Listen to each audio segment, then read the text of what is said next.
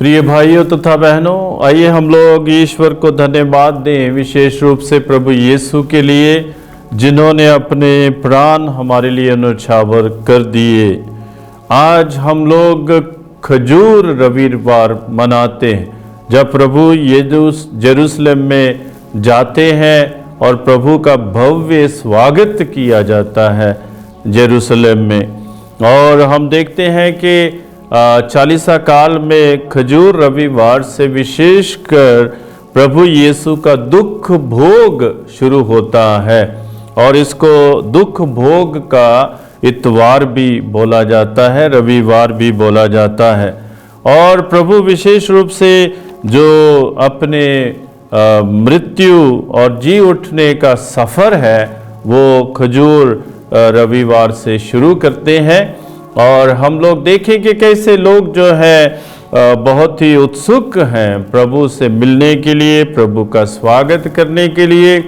और साथ ही हम बाद में देखेंगे कि यही लोग जो प्रभु का स्वागत खजूर की टहनियाँ डालियाँ डालकर बिछाकर चादरें बिछाकर करते हैं, ये भी कहते हैं कि इसे क्रूस दीजिए, इसे क्रूस दीजिए।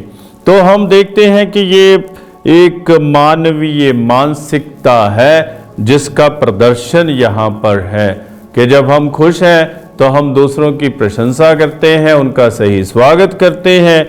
लेकिन जब हम लोग खुश नहीं होते हैं तो शायद हम लोग उनका स्वागत वैसे नहीं करते हैं जैसे हम पहले करते थे। लेकिन एक बात यहाँ पर जो हम भूल रहे हैं कि प्रभु हमारे लिए संसार में आए और प्रभु ने हमें अपनी कृपा से भरा, प्रभु ने हमें आशीष दी, प्रभु हमारी मुक्ति के लिए आए। उसी को समझना आज हमारे लिए बहुत ज़रूरी है और उसके लिए हमें चाहिए विनम्रता, उसके लिए हमें चाहिए प्रभु के चरणों में जाना और हमारे हृदय को निर्मलता से भर देना। तो प्रभु से आज प्रार्थना करें कि हमें ऐसा हृदय प्रदान करें, ऐसा मन प्रदान करें जो प्रभु की कृपा को, प्रभु की आशीष को हमें समझने में योग्य बना दी। निर्मलता का मन मुझ में तो ही बना दे दाता, शांति दया संभाव मेरे दिल में बसा दो दाता। निर्मलता का मन मुझ में तो ही बना दे दाता, शांति दया संभाव मेरे दिल में बसा दो दाता। मन मोह से दूर हटा दो, पापों से मुझको तारो, दीन दुखी से प्रेम करूं मैं, सेवा का मन मंदिर हो। निर्मलता का मन मुझ में तो ही बना दे दाता, शांति दया संभाव मेरे दिल में बसा दो दाता।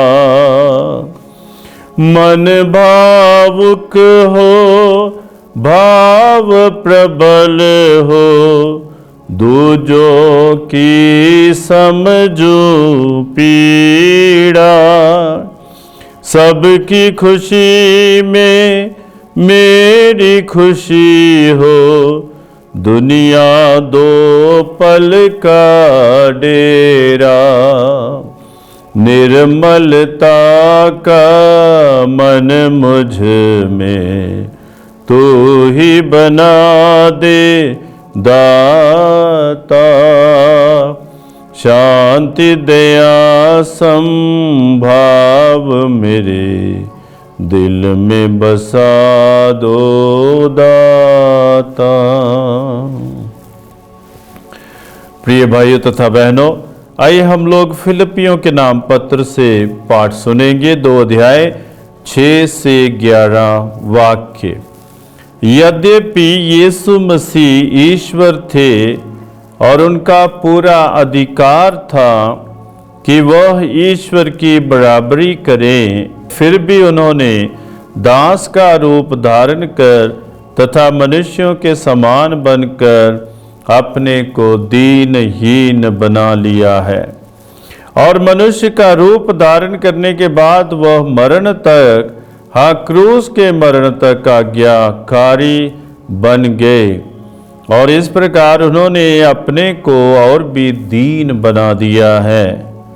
इसलिए ईश्वर ने उन्हें महान बना दिया है और उनको वह नाम प्रदान किया है जो सब नामों में श्रेष्ठ है, जिससे यीशु का नाम सुनकर आकाश, पृथ्वी और पाताल के सब निवासी घुटने टेके तथा पिता की महिमा के लिए सब लोग ये स्वीकार करें कि यीशु मसीह प्रभु ही है।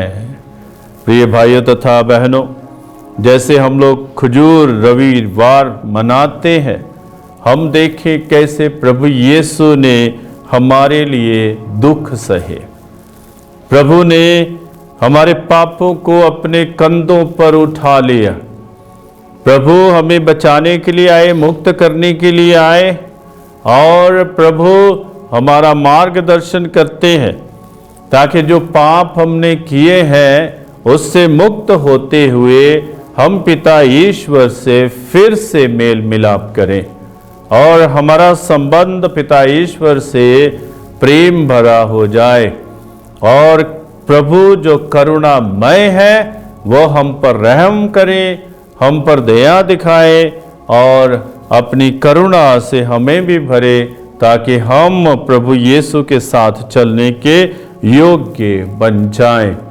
हमने आज के पाठ में पढ़ा कि यीशु मसीह ईश्वर थे, लेकिन उन्होंने ईश्वर की बराबरी नहीं की, क्योंकि वे मानव बन गए, मनुष्य बन गए हमें बचाने के लिए। और उन्होंने मनुष्य का रूप धारण करने के बाद मरण तक प्रभु की आज्ञा का पालन किया, पिता परमेश्वर की आज्ञा का पालन किया। हमने बार बार सुना कि प्रभु यीशु कहते हैं कि मैं अपनी तरफ से कुछ भी नहीं करता हूँ, जो मुझे पिता ईश्वर के द्वारा बताया जाता है उसी को मैं पूरा कर रहा हूँ। हम लोग गethsemane बाग में देखते हैं कैसे प्रभु यीशु दुखी है, परेशान है, पीड़ित है, उनके लिए मुश्किल लग रहा है कि ये जो भी दुख सहना है उनके लिए कठिन लग रहा है। फिर भी उन्होंने कहा कि हे पिता, मेरी नहीं तेरी इच्छा मेरे जीवन में पूरी हो जाए। तो प्रभु यीशु इस संसार में पिता ईश्वर की इच्छा को पूरा करने के लिए आए। और हम देखते हैं क्योंकि उन्होंने पिता ईश्वर की इच्छा को पूरा किया, अपने आप को कुर्बान कर दिया और बलिदान दे दिया ताकि हम बचाए जाएं। और क्या लिखा है, इसलिए ईश्वर ने उन्हें महान बना दिया और उनको वह नाम प्रदान किया जो सब नामों से श्रेष्ठ है। और उस नाम के कारण हम लोग घुटने टेके और उसकी महिमा करें, उसकी आराधना करें, क्योंकि उसने हमें बचाया है, उसने हमें पाप से मुक्त किया है। तो हम देखते हैं कि प्रभु यीशु ने अपने आप को विनम्र किया। प्रभु ने यह भी हमें बताया कि मैं हृदय का विनीत हूं, विनम्र हूं, मुझसे सीखें। और जब आप मुझसे सीखते तभी आप पिता ईश्वर से जुड़ सकते हैं। तो उन्होंने अपने आप को विनम्र बनाया। ईसायास नबी के ग्रंथ में 50 अध्याय में पढ़ते हैं, प्रभु ने मुझे शिष्य बनाकर वाणी दी है जिससे मैं थके मांदे को संभाल सकूं। और प्रभु ने अपने जीवन के माध्यम से, अपने जीवन के जरिए थके मांदे को संभाला।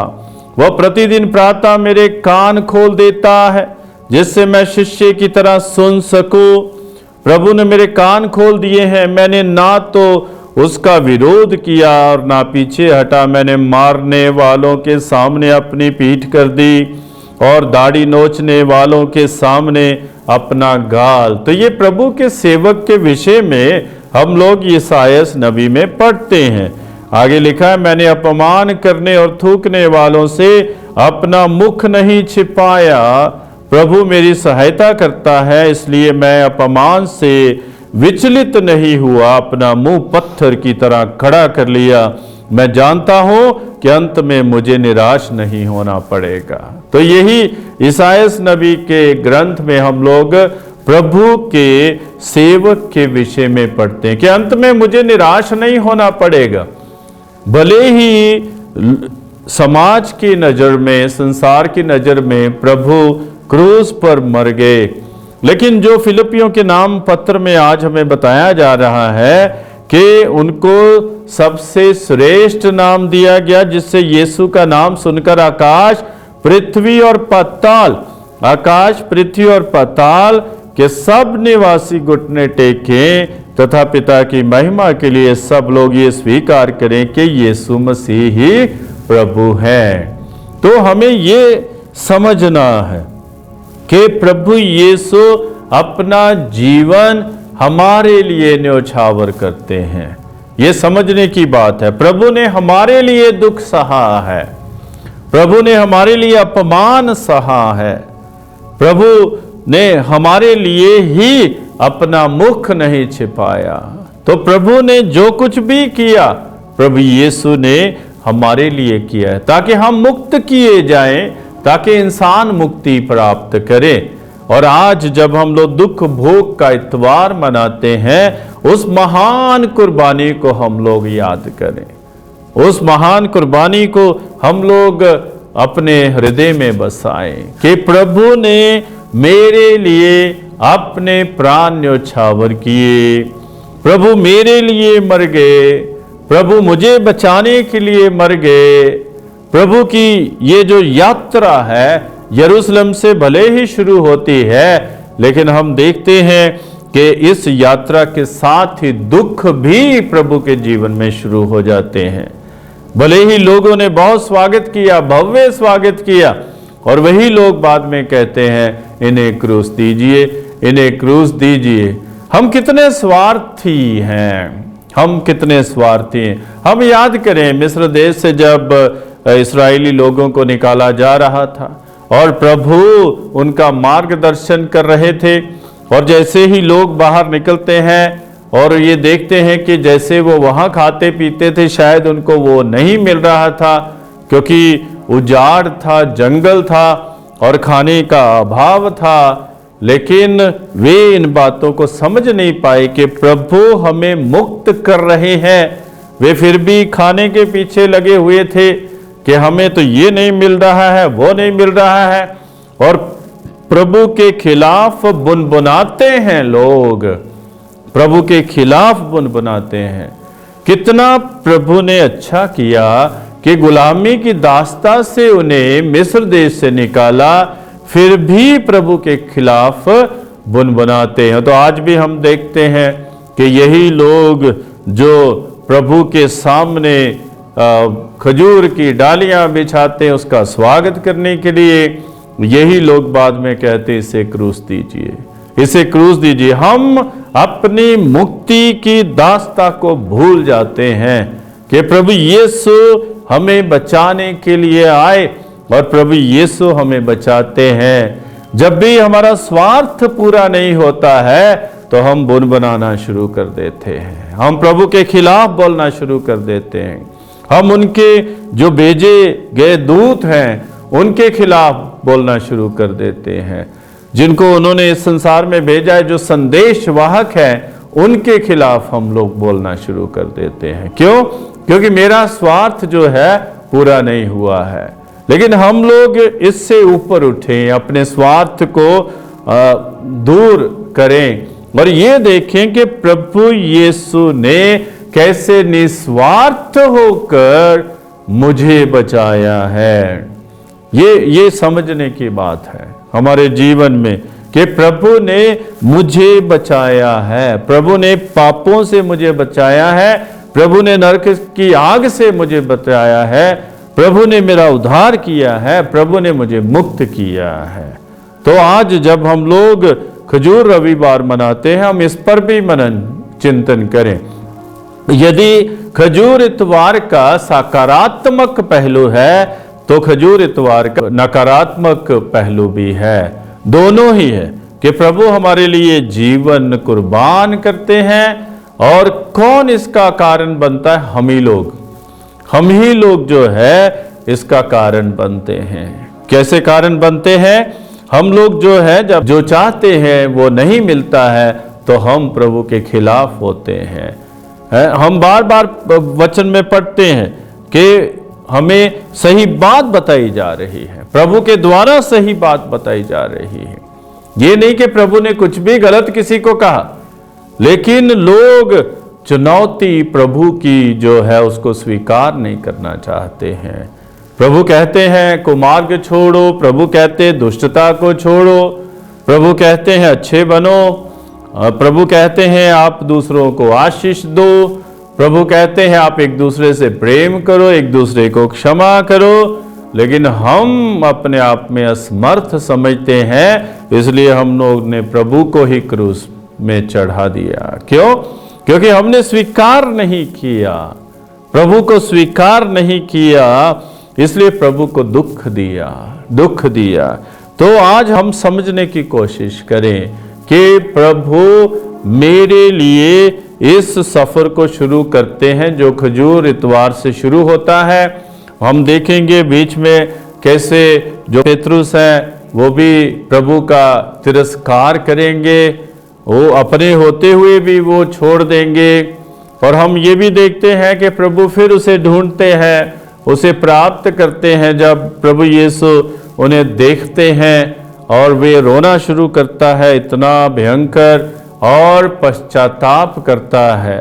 और ऐसे ही हम लोग और भी कई घटनाएं इन दिनों देखेंगे वचन में, जो पढ़ेंगे कैसे प्रभु यीशु को पकड़ लिया जाएगा और कौन पकड़वा रहा है। हम लोग देखते हैं कि जो यूदास इस्करियोत है वो जो है प्रभु को दूसरों के हाथों में बेच देता है और प्रभु को जो है दुख में धकेल देता है। और आगे हम लोग देखेंगे कैसे प्रभु के साथ किस प्रकार की घटनाएं घटेंगी। तो इन दिनों में जैसे ही आज से हम लोग पुण्य सप्ताह भी शुरू करते हैं और पुण्य सप्ताह में हम प्रवेश करते हैं, और पुण्य सप्ताह में जब प्रवेश करते हैं ये सभी घटनाएं हम देखेंगे वचन में खजूर इतवार से लेकर प्रभु के पुनरुत्थान तक।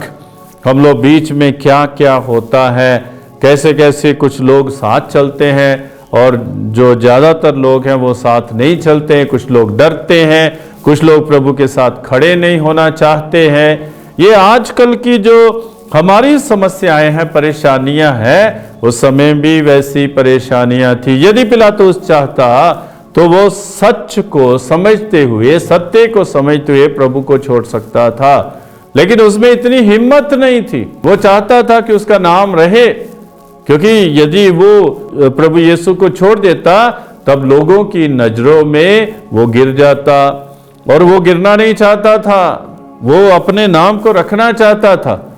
उसको परेशानी थी, मुश्किल थी, वो जानता था कि ये निर्दोष है, वचन में लिखा हुआ है, वो जानता था कि ये निर्दोष है, फिर भी उसने उसको क्रूस पर चढ़वाया।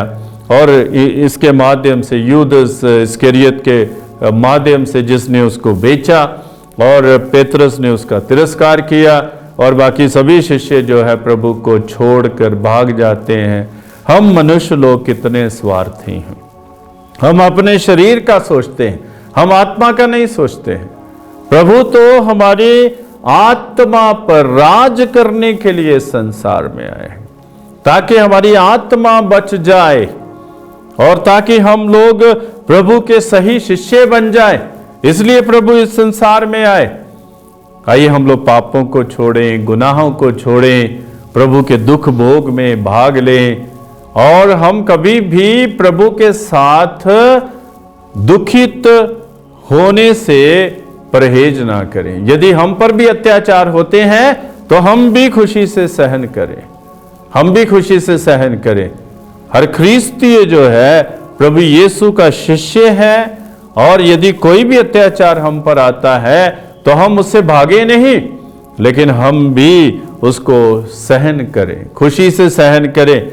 क्योंकि हमें मालूम है, जैसे कि ईसायास नबी में लिखा है, मैं जानता हूं कि अंत में मुझे निराश नहीं होना पड़ेगा। पिता और पुत्र और पवित्र आत्मा के नाम पर आमीन।